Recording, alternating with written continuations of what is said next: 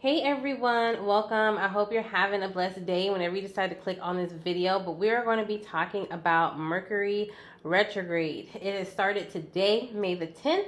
I believe it's going to end somewhere between June 2nd and June 3rd.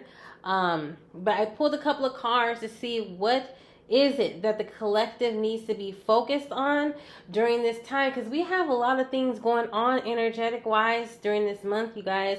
We already had a new moon with the solar eclipse. We're getting ready to have another full moon. I believe it's going to be on the 15th. All right, we have a Friday the 13th, and we have another solar eclipse going on just to add this Mercury retrograde. So there is a lot of energy shifting happening, but it's always and only for the good. It really depends on your perspective. Now, the month of May has already had its shenanigans starting to pop off, and I don't feel like it's going to cool off at all, okay? I think it's still going to keep going on with this controversial issues, and I think there's going to be more that come up as the month unfolds, okay? Especially with this Roe versus Wade. I don't know if I mentioned it already, but I believe there's this shift happening between the masculine, divine masculine, and the divine feminine. Okay, there is this shift happening, and it's really important because being in the divine feminine energy, and male or female, you know, we all have divine masculine and divine feminine. But this divine feminine energy is an energy of being receptive, okay? It's not always an energy of being reactive and acting, right? Because that's the masculine part. Masculine energy is the action-packed part. But being in divine feminine, the divine feminine is receptive. It's receptive to the intuition. It's receptive to the needs of the universe. It's receptive to the needs of spirit and what spirit is trying to convey on this earth and what direction spirit is trying to bring society into, okay? But the way that it may play out on Earth's stage, okay, on the world stage, it may look very like hectic, you know. It may look very aggressive. It may look very threatening, because the divine energy, not only is it receptive, but it's almost like Mother Nature, right? Mother Nature sometimes shakes up the earth. There's earthquakes, right? There's tsunamis. There's things of that nature that Mother Nature, you know, kind of takes over in an aggressive way. But once the storm calms down, then there's that place of being able to rebuild, right? So the divine feminine has so many different aspects to it. So you can expect all of that to happen in this month of May. I really do feel like the controversial topics are going to continue to roll out, because we've already started this month with a whole lot, right? There's been a whole lot going on within these first 10 days of May. Okay, so let's talk about it.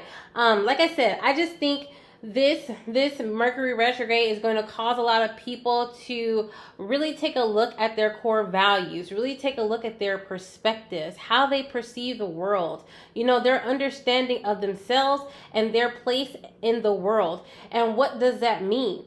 What does society mean? You know, when the constructs of society start to break down as we know it, what does that mean for each individual? Because when change happens, a lot of people are scared of change, and they don't know what does change mean without the things that they think are supposed to be. When their core beliefs are challenged, that is what makes people angry, and that is what makes people nervous, because they don't know how to think outside of that. They don't know how to be receptive or flexible to the new things that are coming in, because we are living in the midst of all of this, and a lot of things that are happening or changing are not necessarily for us to really experience. That's really for the new generations that we are raising to come up, because a lot of the effects of what we're going through and what we're fighting for and what we're doing and all the things that are changing around us, those generations, they're going to be the ones who are going to be benefiting off of the things that we're currently doing as a society.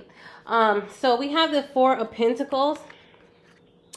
This Four of Pentacles, this talks about, not only does it talk about finances and resources, but it talks about the way you think, right? It talks about the way you think. It talks about your perspectives. It talks about your core beliefs and your values and what it is that you hold to heart in this world. What are you really passionate about?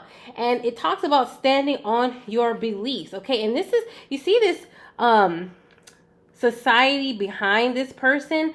This Four of Pentacles represents the society, and it represents what the society thinks and what they perceive and what they really hold as something that's valuable to them.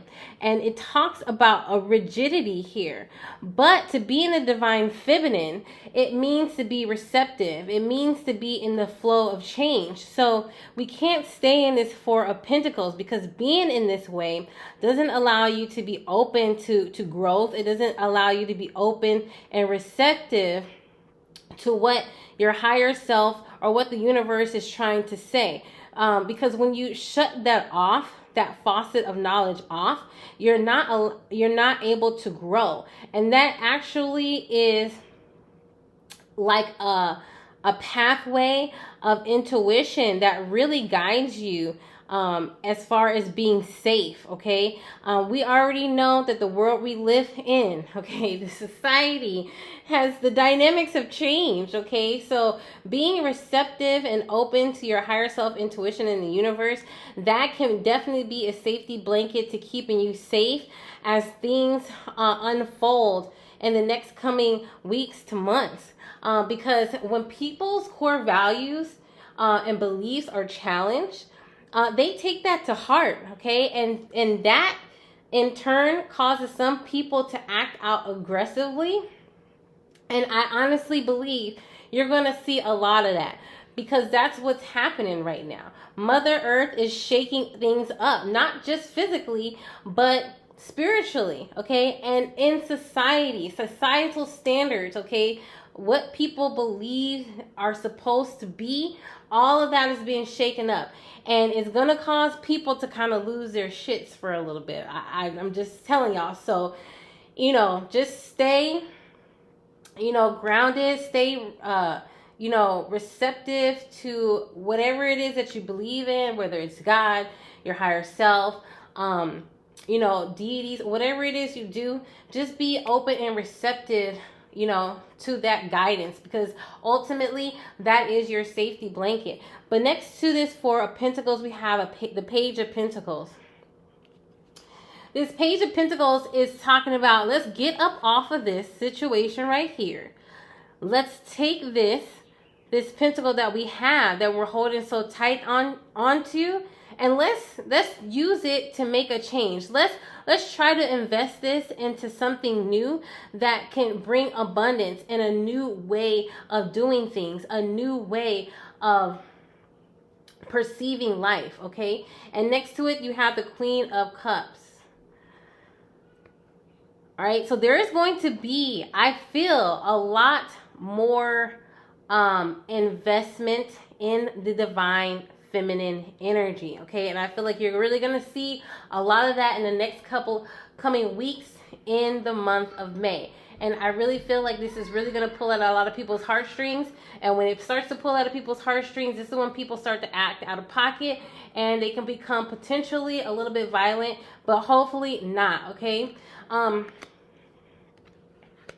then above it, we got the Death card.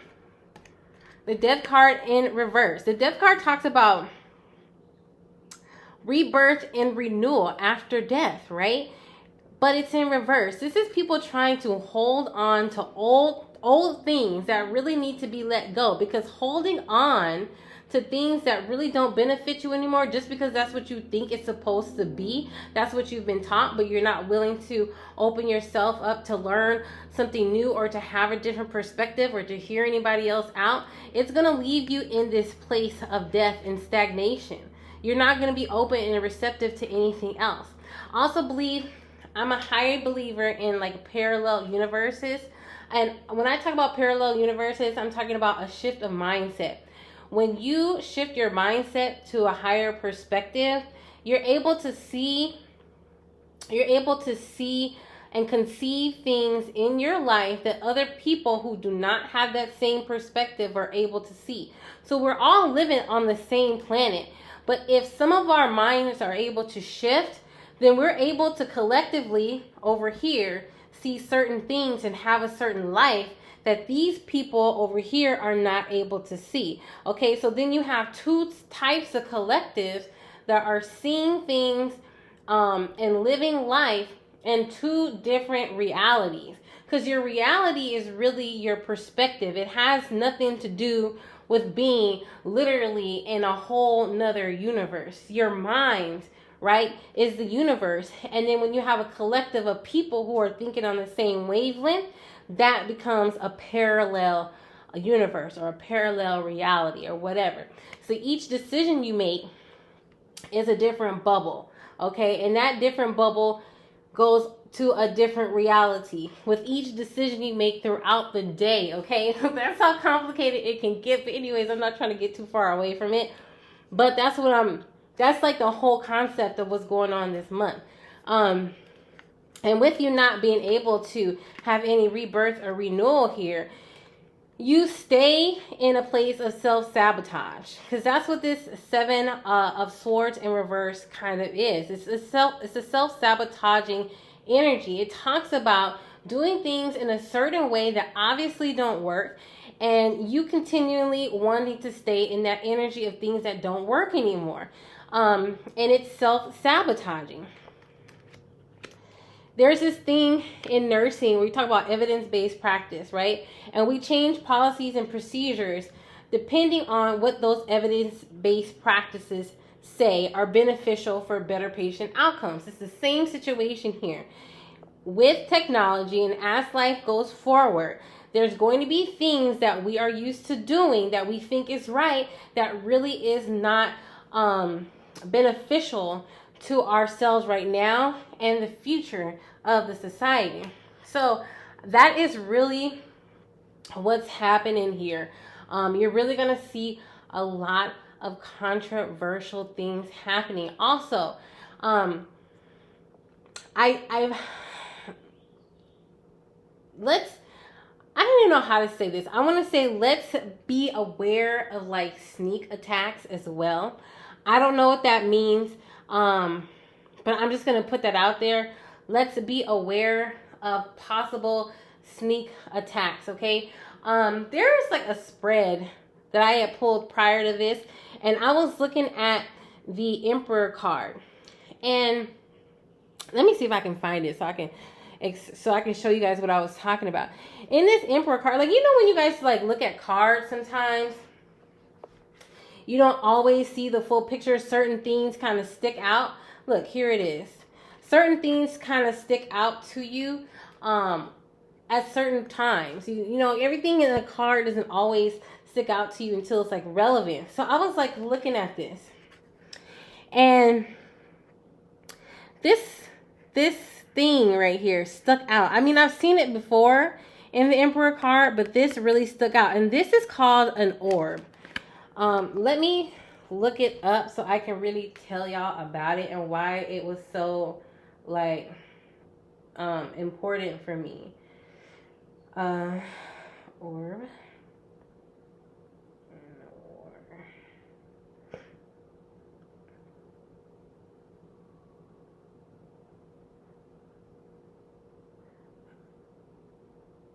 Give me 1 second, you guys. I really want to orb.